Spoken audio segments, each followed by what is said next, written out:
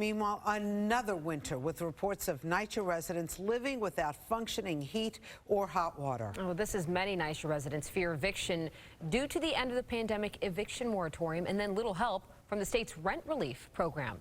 Problems that appear to be a vicious cycle because without the back due rent, NYCHA claims it does not have the money to make critical repairs to its aging buildings. Joining us this morning, Queens State Senator and Senate Deputy Majority Leader Michael Gianaris. Senator Gianaris, nice to have you back on Good Day New York. Thanks very much. Good morning. Why are these people living without heat or hot water since November? I mean, there's been so much money dumped into NYCHA housing, including from the feds. How is this possible? Well, first of all, it's not enough money because the NYCHA housing stock is a pretty massive amount of units that we have throughout the city. But then you have the 1-2 punch where they're not getting enough money, and then the money they're getting, they're not managing terribly well. And the people who are suffering are the residents. This is, you said it's another winter. It's a very common story. This happened in Western Queens in Astoria houses just in the previous winter, where people were without gas service for over a month, and the whole community had to mobilize and bring meals to people through the holiday season. Fortunately, we have communities that step up and look out for each other, but it shouldn't have to be this way. And that's why I introduced a bill that says people who are without utility service shouldn't be paying for utilities. A lot of people don't realize that NYCHA residents pay rent.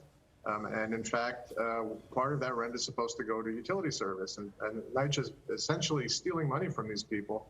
When the utility service is out, they're still charging them for utility service. Yeah, but apparently there are reports that not everybody's paying their rent. In fact, over $364 million in back rent is owed from some of those tenants. So, I mean, and now they're possibly facing eviction. So not everybody's paying their rent, Senator. Well, I think, Rosanna, you're talking about a figure that is estimated more broadly throughout the entire city due to the course of the pandemic.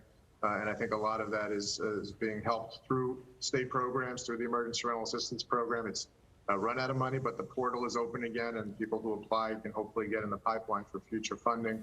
There's no question the last couple of years have been a horrible stress on a lot of people, and especially those who are in need financially, who have trouble paying their rent. But what we're talking about today is something very different, and that is that people are still being obligated to pay for water, for heat, for gas service, and they're not getting it. It's just, you know what?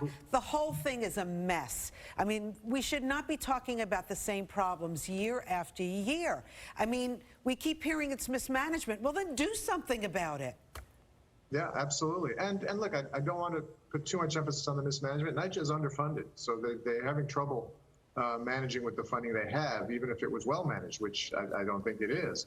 But for example, the Build Back Better plan that the Democrats have been trying to pass in Congress would have given a very strong infusion of funding to help NYCHA get its act together and get some of these repairs done on a faster pace. And unfortunately, it hasn't crossed the finish line. Senator Gianaris, I don't know if people will agree with you that throwing more money at a big entity like NYCHA will fix the mismanagement problem. Who is voting to approve their operating budgets? Because in 2021 they had an adopted plan to increase funding.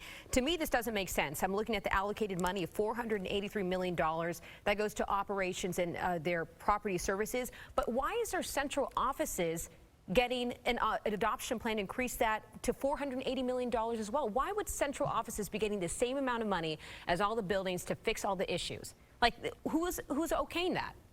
Well, just to be clear, no one is saying that more money would solve the mismanagement, but you can't manage housing stock as big as NYCHA has without the funding to do so. Whether it was public or private or anyone who's managing housing, they need resources to make these repairs. It costs money to hire contractors to come repair the pipes and do what's necessary, and these buildings are very, very old. So the last thing you want to do is actually starve NYCHA as a punishment for their mismanagement, because all you're not hurting the managers, you're hurting the people who live in these buildings. We need to tackle both problems. We need to get the funding to NYCHA that NYCHA requires, and then we need to address the management issues as well. I do want to ask you something about gerrymandering briefly before we go. I just know that it was brought up. This is an issue at the forefront right now. You were opposed to it when it profited and benefited the Republicans. Now you agree with this when it, benefits your party. Can you tell us why that changed for you?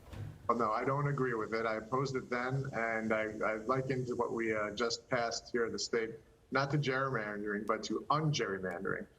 People are upset that because the lines were so unfair to begin with and we fixed them, we repaired them, that they're calling that gerrymandering because they're comparing it to the unfairness that has existed in the state for decades.